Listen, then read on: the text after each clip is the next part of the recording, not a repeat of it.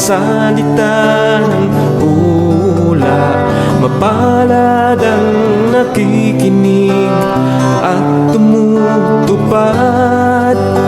Mapalad ang nahahapis at sila ay aaliwin. Mapalad ang nagugutom at sila ay bubusugin. Ang magtiis hanggang sa wakas, sila lamang ang maliligtas.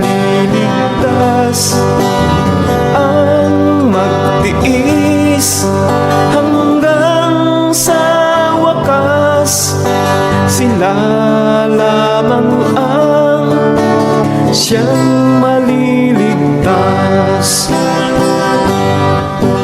Lalaganap ang kasamaan at sila'y magkakanuluhan. Lilitaw ang mga bulaan dito sa sanlibutan. Makipot ang pintuan patungo sa kaligtasan. Malapad ang pintuan tungo sa kapahamakan. Ang magtiis hanggang sa wakas, sila lamang ang maliligtas.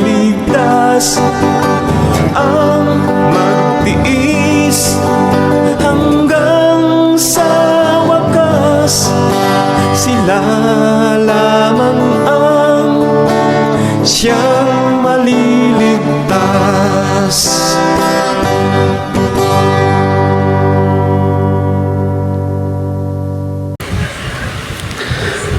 Ang inyo pong maliit na lingkod kay Kristo, Master Guide Fernando B. Camacho Jr. ay muling nagbabalik sa Himpapawid upang kayo po ay patuloy na mapaglingkuran sa ilalim ng biyaya ng atin pong Panginoong Diyos. At patuloy ang aking dalangin na sa tuwing kayo ay dadatna ng pabalitang ito, ang pag-ibig, pangangalaga ng ating Panginoong Diyos ay patuloy na sumainyo saan mang panig kayo ng ating daigdig naroroon. Sa patuloy nating pagbibigay ng reaksyon dito po sa isang tao na nagpapakilalang siya di umano ay propeta, ay nais kong muling sariwain ang mga alituntunin ng banal na kasulatan. Ating susuriin kung ang propeta na ngayoy nagpapakilala ay tunay nga bang propeta. Matatandaan nung nakaraan nating pag-aaral, binasa natin ang aklat ng unang Juan, buhat sa kabanata 4, talata ay 1, na mababasa natin, mga minamahal ang wika, isang pagbababala na ibinibigay ng mga apostol. Huwag kayong magsipaniwala sa bawat espiritu, kundi inyong subukin ang mga espiritu kung sila'y sa Diyos, sapagkat maraming nagsilitaw ng mga bulaang propeta sa sanlibutan. Kaya sa tuwing na hindi tayo dapat na nagpapabaya. Hindi tayo dapat na mapaliligaw doon sa mga tumatayo at nagpapakilalang sila'y propeta. Ngayon, ang paksaho natin sa pagkakataong ito, ang tunay na propeta ay nagpupropesiya.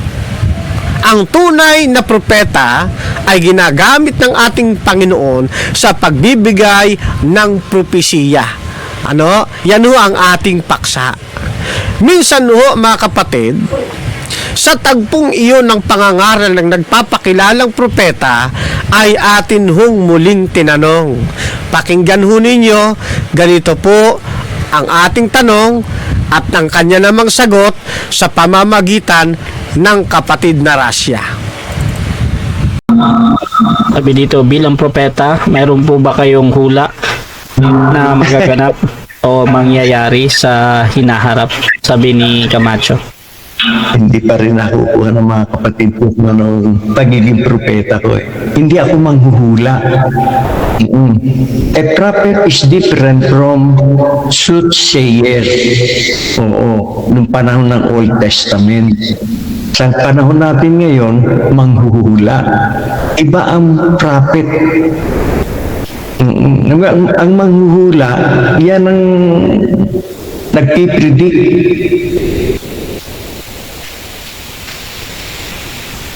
Meron pa?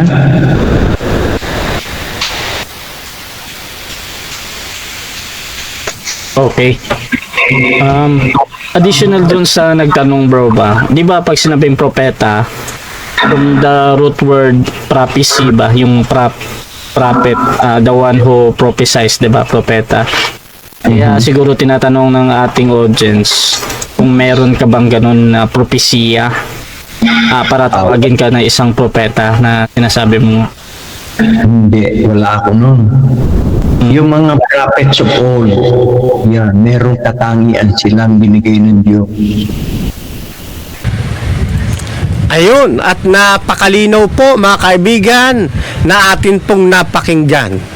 Ang tumatayo ngayon at nagpapakilala na isa na naman di umanong propeta ay walang propesiya.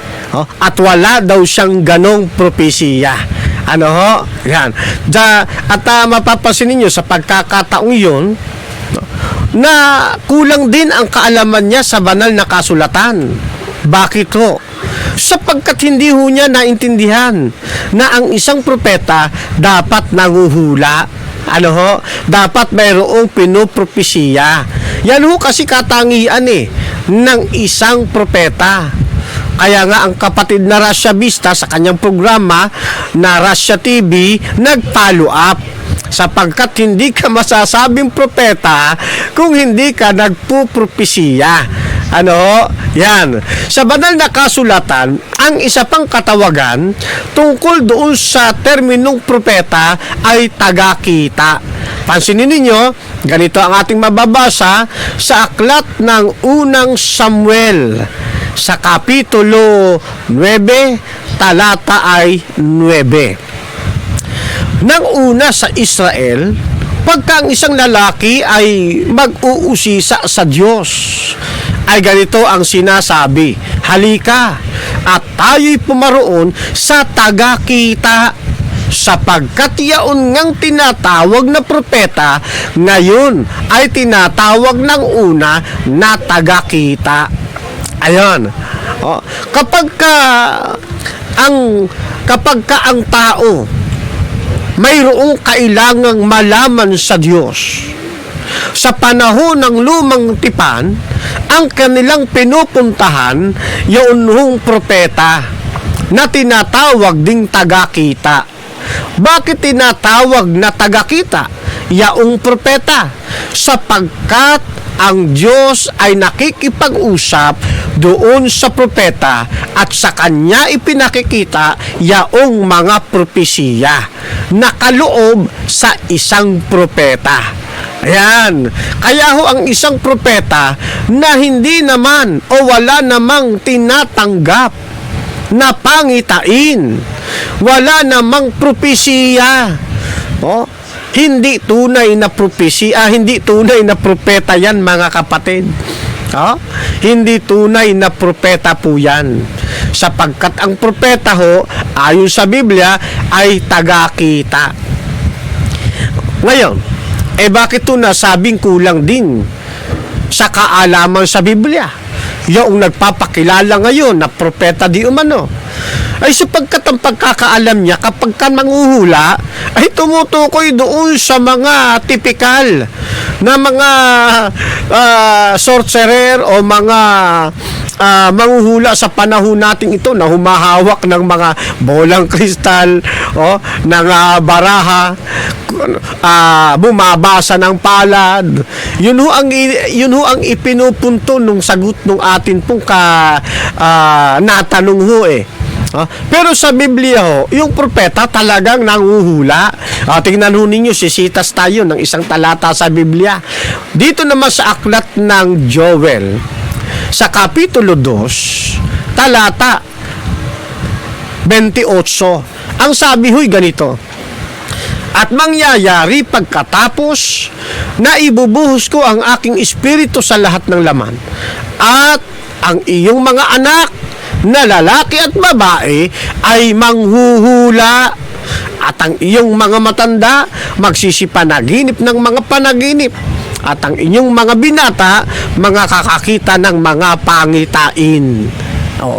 Kaya hindi ho lahat ng manghuhula tumutukoy doon sa mga binabanggit ng atin pong natanong.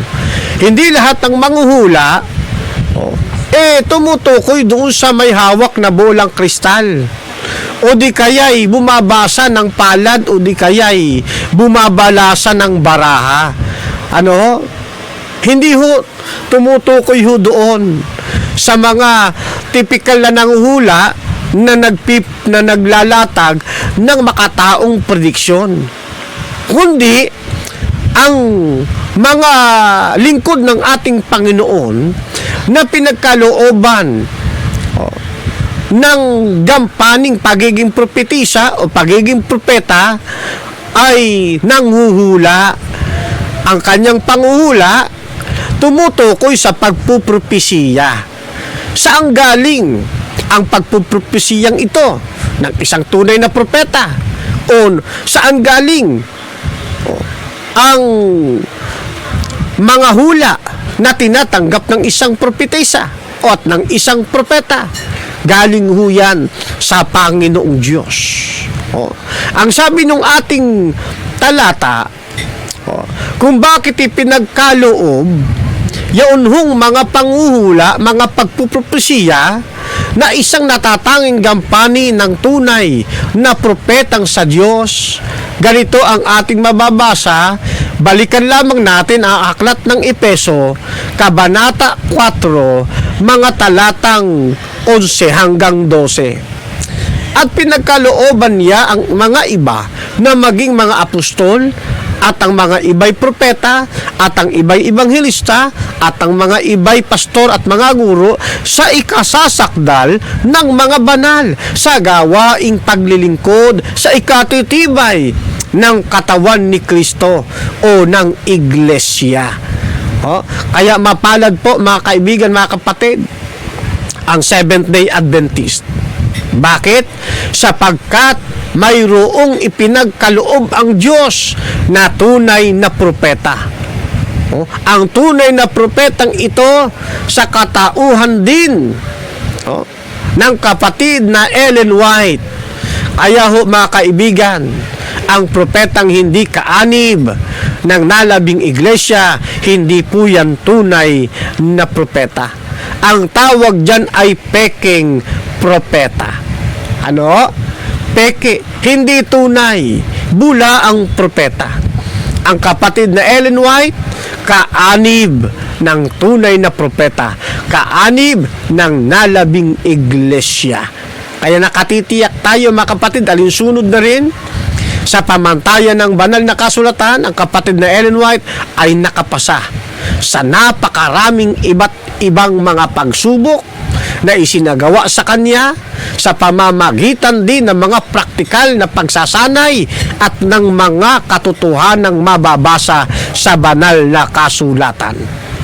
Ngayon, bukod pa riyan, lagi nating tatandaan mga kapatid, sino man na ating mapapakinggan o tatayo at siya'y magpapakilalang propeta na hindi naman nanguhula nang mula sa Diyos o hindi tumatanggap ng mga propesiyang galing sa Diyos para sa ikatatag ng tunay na iglesia wag ho ninyong paniniwalaan ang propetang ito. Wag ho ninyong sasamahan at wag ho kayong padadala sa kanilang matatamis na pananalita. Tayo ho ay magpapatuloy sa paglalakbay, magpapatuloy tayo sa iglesyang ito ng Seventh-day Adventist, at yung mga wala pa sa iglesyang ito, kayo po mga kaibigan at mga kapatid, ay patuloy naming inaanyayahan. Umanib kayo sa iglesyang ito, sapagkat ito ang natatanging iglesia sa panahon natin ngayon na pinapatnubayan ng atin pong Panginoong Kristo. Ito ang kanyang katawan. Ito ang tunay na iglesia, ang nalabing iglesia na binabanggit sa banal na kasulatan. Kaya hanggat hindi pa sarado ang pintuan ng awa, mga kababayan, kayo po ay lumapit sa ating Panginoong Kristo. Sumampalataya kayo ng totoo upang kayo'y maidagdag sa tunay na iglesia. At kayo po ay makasama namin sa pagparoon sa langit na bayan na makapiling ang ating Panginoong Kristo, gayon din ng Ama at ng Banal na Espiritu. Pagpalain pong muli ang bawat isa sa atin sa pagkakataong ito.